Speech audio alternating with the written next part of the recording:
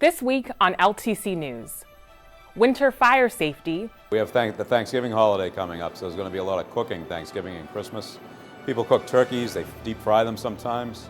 We ask people to do that outside, away from the house, and drop your turkey slowly into the boiling oil. Otherwise, it can overflow and it can cause serious burns, can cause a fire. Serving food to those in need. I think we are a unique food pantry because we don't just give food to people. What we do is we make the people shop what they need, like they are in a supermarket. We treat our people with dignity and respect. And early music comes to Lowell. All this and much more on this edition of LTC News.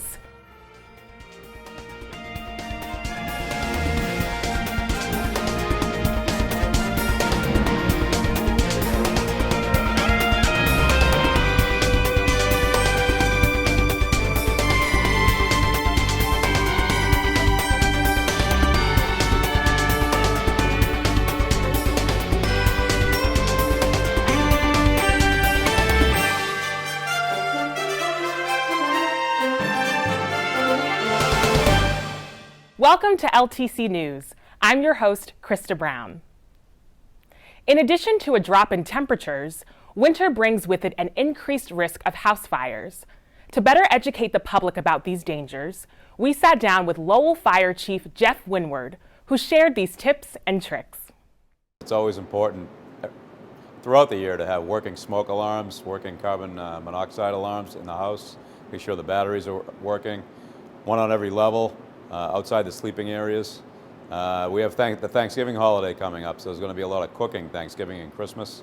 People cook turkeys, they deep fry them sometimes. We ask people to do that outside, away from the house, and drop your turkey slowly into the boiling oil. Otherwise, it can overflow and it can cause serious burns, can cause a fire. Keep them off the decks. When you are cooking, don't leave the stove or the stovetop or the oven unattended. Always stand by your pan and keep a lid near the pots and pans if there is a fire in a pot or a pan, especially a grease fire. The best way to put it out is just put a lid on it and shut the heat off. Some people try to put water on those types of fires and it can spread and become a serious kitchen fire and spread to the rest of the house. Space heaters are another problem in the colder months. We ask people to keep combustibles at least 3 feet away from space heaters. Plug them directly into the wall. Don't use extension cords or power strips. They use a lot of electricity, and that can cause a fire. Make sure they're newer, they're UL listed, and there's no problems with them. Make sure they have a feature where when they tip over, they shut off, and you should be safe from fire if you use your space heaters properly. Candles are always a problem in the winter. Don't leave them unattended. They can be knocked over by a pet, or if a breeze comes in an open window, they can start a fire in your house. Fireplaces and wood stoves can cause fires if there's a problem with the chimney. You should have your chimney inspected at least once a year by a chimney sweep. Make sure there's no cracks in the mortar or the liner. Make sure there's no buildup of creosote inside your chimneys or your vent pipes. Some of the vent pipes are direct vent now for the heating systems, and they go outside the side of the house and they're 3 feet off the ground. So if we have a lot of snow this winter, make sure you keep your vents clear of any snow. Otherwise, carbon monoxide can back up into your home, and we call carbon monoxide the silent killer. So make sure those are kept clear of ice and snow. Gas meters outside the house, make sure they're clear of ice and snow, or you could have a gas problem. Generators, we see some power outages this time of year. If you're going to run a generator, never run it inside the house, inside the garage, inside the basement. Always move it outside, 10 feet away from any doors or windows. People need to keep their dryer vents cleaned out. Outlets, people tend to use more electricity in the wintertime with space heaters and with Christmas decorations. It's important not to overload your outlets. A lot of people are using power strips. Limit it to one power strip and make sure it's UL listed. Don't run extension cords or power strip cords under rugs. People walk on it and it wears them out, and that can start a fire when the insulation on the cords get worn out. Never park in front of a hydrant. We need room to get in to hook up our lines so we can have a continuous water supply. So please don't park in front of the hydrants as well. And those are some of the things we look for in the winter to keep people safe. Cambodian politics is a hot topic here in Lowell. The main opposition party in Cambodia, the CNRP, was abolished by the Hun Sen regime in 2017, but still has its supporters here in the city. The CNRP's exiled president, Sam Rainsy, has come to Lowell several times to speak with residents. The CPP party, led by Hun Sen, has clamped down on opposition, curtailed the press, and committed human rights violations. In response, Cambodians living abroad are asking their governments to put pressure on Cambodia via trade sanctions. Bill H.R. 526, authored by Florida Representative Ted Yoho, aims to do that. This bill is called Cambodian Democracy Act, so which right now we know that Hun Sen, he is the Prime Minister of Cambodia. He has been Prime Minister for the last 35 plus years, and recently we've had the election over in Cambodia, and basically prior to that he dissolved CNRP, one of the top opposition party in Cambodia. Cambodian Democracy Act help push for putting sanctions on the and putting more pressure in Cambodia against the Hun Sen regime, and we already have Congress supported this, and we have our local Congresswoman Lori Trahan. She also support this bill, and recently we just met with our senator, Senator Ed Markey. We spoke to him about how we needed this bill, H.R. 526, to be moved forward to become a law, letting Hun Sen and his government know that what he's been doing to Cambodian people in Cambodia is violating human rights, and he's taking away their democracy. They don't have anything other than if they speak up, they get murdered. They speak up, they get put in jail. So we have until December to really get this into law. After the devastating experience under Pol Pot's Khmer Rouge regime, many Cambodian immigrants in Lowell came to America with nothing. They support the bill and its goal of pressuring Hun Sen, a former Khmer Rouge commander, to restore democracy and human rights in Cambodia. But there are others, including elected officials, who work with the Hun Sen government for business, family, political, and/or cultural reasons. The Cambodian community in Lowell are hopeful that this bill would pass in the Senate. We have a small number who are Hun Sen supporters. They're kind of making some noises out here.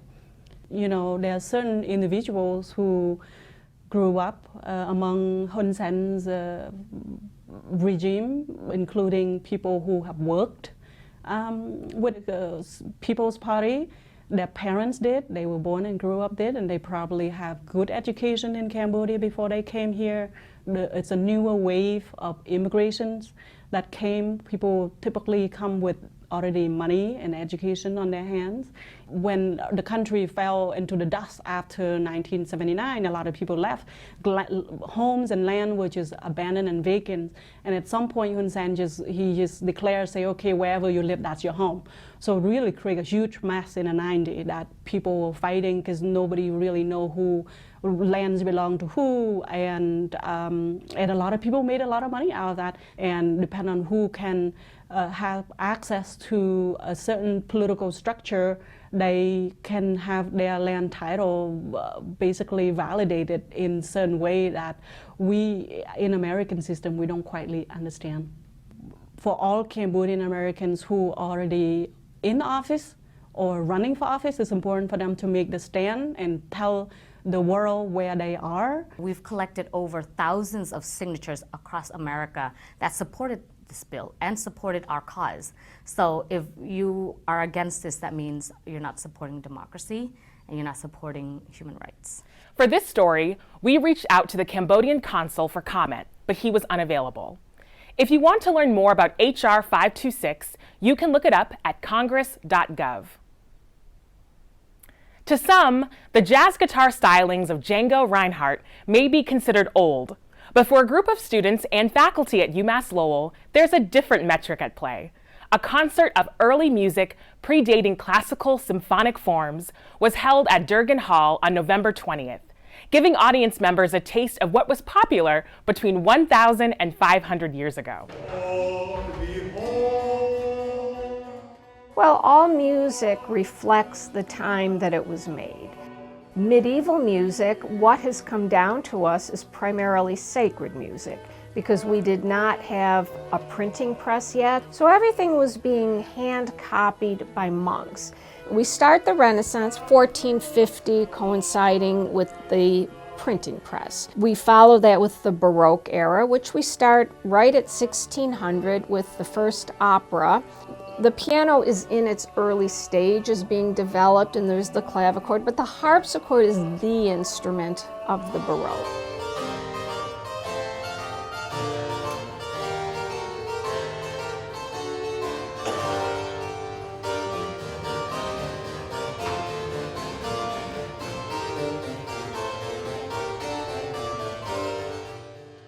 The piano works by means of a hammer mechanism. Strings are struck.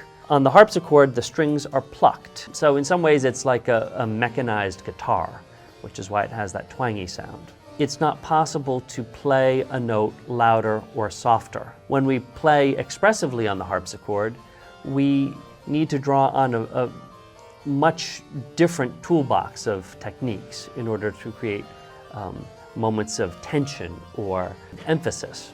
Harpsichordists use what we call texture, the way we overhold notes and create balls of sound ringing in the air, or very short, dry soundscapes.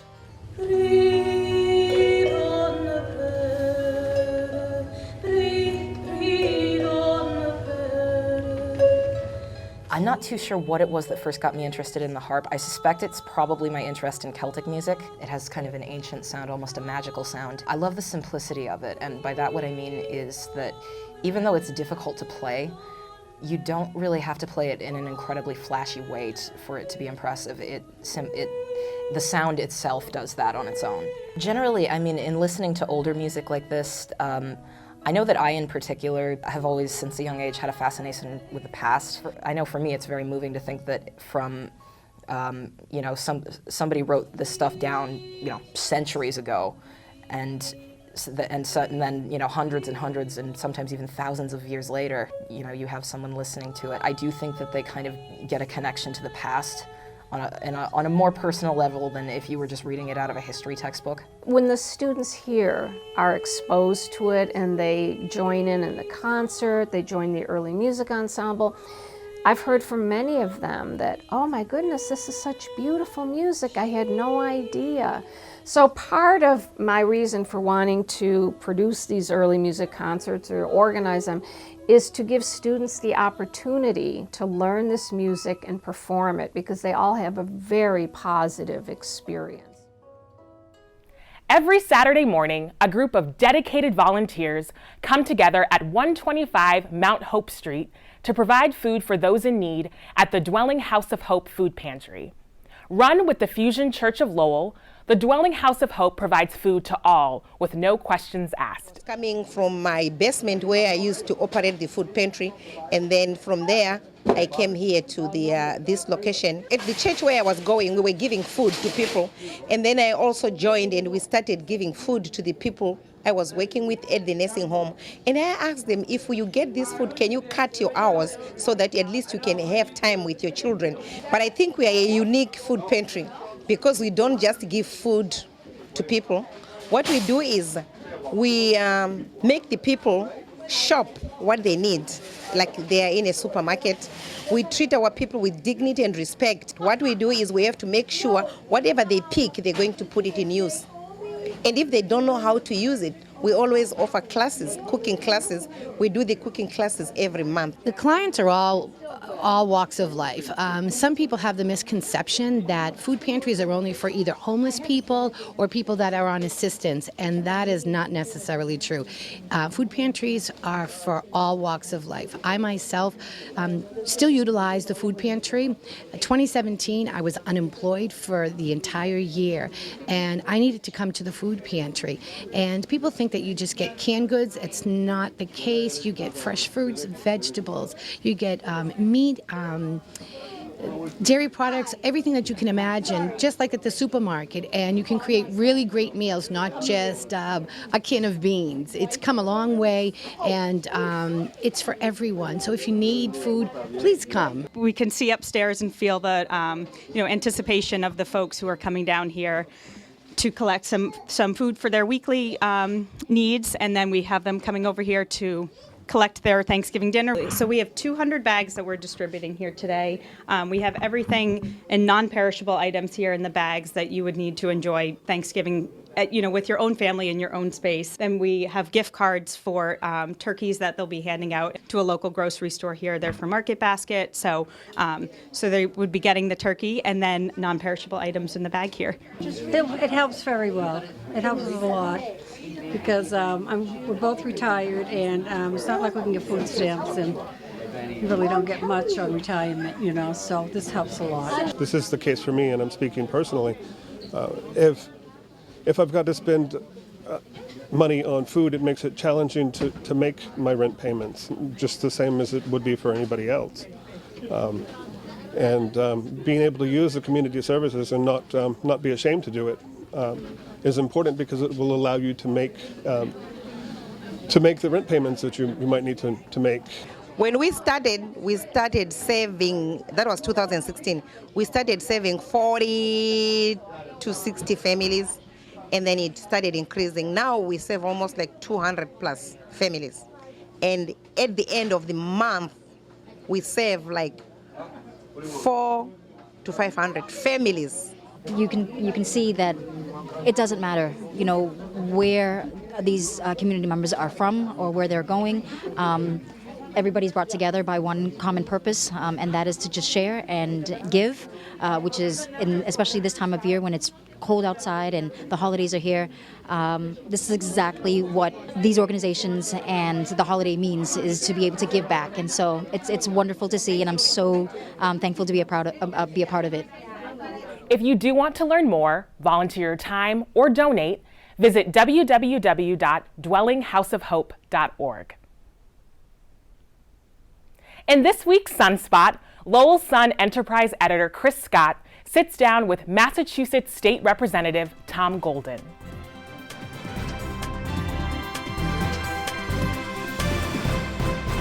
Good evening, everyone. I'm Chris Scott, the Enterprise editor at The Sun. Thank you for tuning into this latest edition of Sunspot. With me is a return guest. He is State Rep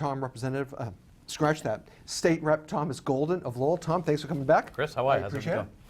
Excellent. Happy Thanksgiving. Happy Thanksgiving to you and your family and all the listeners and people at The Sun. Thousands, good. No, thanks for coming on. I appreciate it. It's very timely for you right now. We just wrapped up the 2019 legislative session. Yep. Really in a whirlwind. You guys got some stuff accomplished. That really happens. I mean, the pressure is really what gets things done. When Beacon Hill's allowed to talk, or to continue to talk and negotiate about things, that's what Or happens. as my old boss used to say, Jim Campini, to pontificate or yes, bloviate. pontificate great thoughts about how we should change things. But really, the time frame, the timeline is what. So you guys had a real late night, one night last week, I think it was Wednesday or Thursday. Yes, where Wednesday. I think you passed 2 or 3 high-profile bills. Which was most important to you? And we're talking, we can talk educational funding. Yeah, we can talk the Student Opportunity Act. I mean, they're all important in their own way. But what we've been trying to accomplish with the Student Opportunity Act, $1.5 billion, and it really, when you put it out over the 7 years, which we pushed to have happen, you're really talking over $2 billion of investment into education. Education when it comes to English language learners, special education transportation, healthcare, retirees, just the whole gamut. It's something that we needed to pay attention to. But it's not as easy as just going in and getting it done. Right. There are 160 House members, 40 Senate members. Everybody has their difference of opinion. We put our legislation together, Senate puts theirs together, and then we rely on Alice Peisch, who was the chair. There's a conference committee, right? Yeah, the conference committee of 6 people to hammer it out. And it took a while to hammer it out, right? It did. It most certainly did.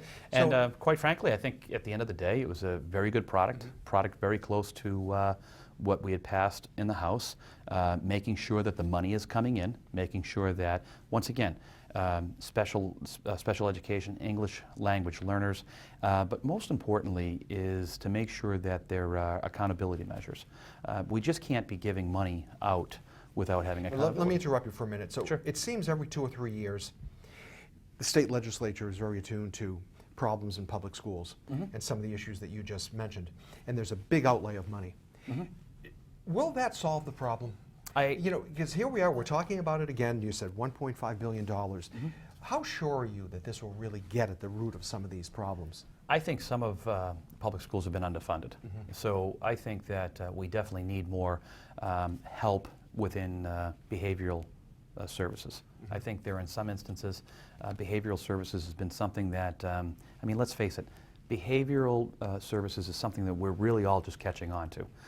You know, if somebody has a heart attack and somebody drops or somebody's, you know, everyone's there to help. When there's a mental health problem or a substance abuse issue, people want to say, yo, we've always been there, but we really haven't been. We're really coming into our own currently right now, in my opinion, on behavioral services. And that's something that I think was paid attention to, but not as much as it should have been. You represent a gateway city here in Lowell. How much of this allocation will come into a city like Lowell? Every municipality is going to see an increase, but those who have ELL, the English language learners, and the special education transportation, they're going to see the bulk of the money. So I heard a figure for Lowell, an extra 10 million, is that? That would be coming in per year. Yeah, that's an additional. Right, okay, yeah, so it would be an additional $70 million? Yeah. $70 million Correct. over Yeah. the 7 years. But you have to remember, that's also, you have to throw in some inflation. That's 7 years out. Okay. The House originally was trying to say this should be done within a 7-year time frame. So is it going to be 70 million, or is it going to be 90 million over this time frame? But inflation's the key. What is the most important accountability measure that the legislature inserted into that bill to make sure that the school districts like Lowell and the others are holding up their end of the bargain? Sure, making sure that DESE, the Department of Education Secondary Education, making sure that they have the ability to come in and guide and help. I mean, DESE's there to help. Sometimes cities and towns in general just want to do their own thing. Well, we know it best. And we often hear that from a municipality, that we know how to deal with our situations best. I think from a DESE, DOE, Department of Education, however you want to say this, I think they're looking at it not necessarily from a top down, but they also have the ability to look over to other municipalities. Gee, this happened, this was really accomplished over in this area. Why don't you guys try this? And I think it's really a hand-in-glove type situation. I think that when the Commonwealth of Massachusetts is dedicating so much revenue to something, there needs to be some type of oversight. But there are a lot of people that say they want no oversight. Let's switch to the distracted driving bill. Sure. That was another piece of legislation that you guys passed late last week. It's been years and years in the making. Correct. I think it goes back to early 2000s, right? One of the major pieces with that is people felt as though they were going to be getting pulled over for all the wrong reasons. I mean, distracted driving is no joke. You know, I was just on the highway the other day. I drive the highways a lot, up and down 93. I'm guilty. I'm sure everybody has looked at their phone a little bit longer. But in one instance, I had seen a gentleman looking, he was like he was reading War and Peace.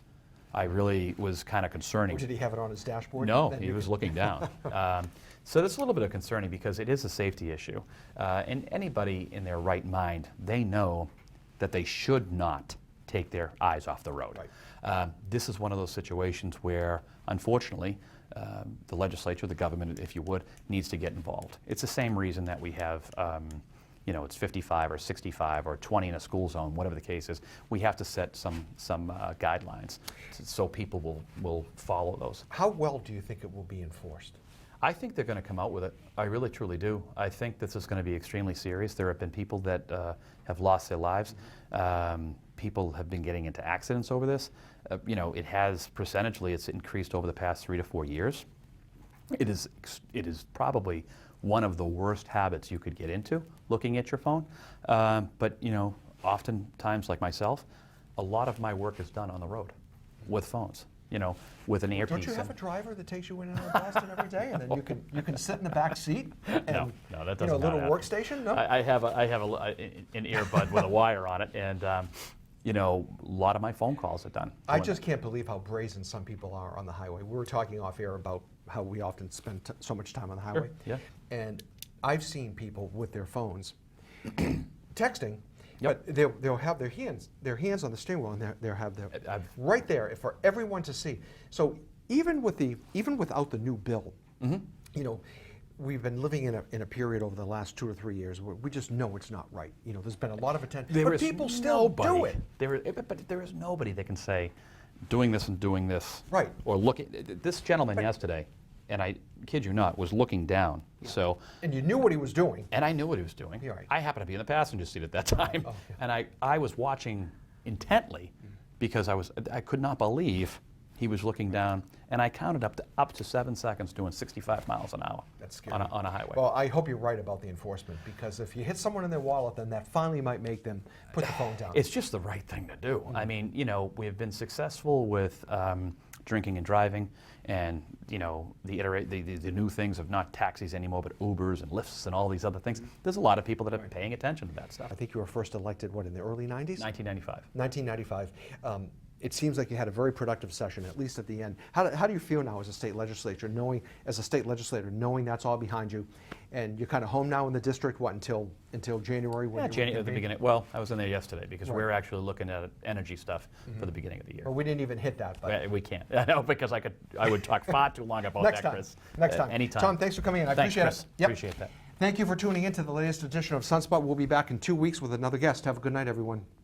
And that's all for this edition of LTC News. You can find us on LTC channels 8, 95, and 99, online at ltc.org, on Roku in the LTC News playlist, on Facebook at LTC Lowell, or on our YouTube page. We leave you now with another excerpt from the UML Early Music Concert. I'm your host, Krista Brown. Happy Thanksgiving.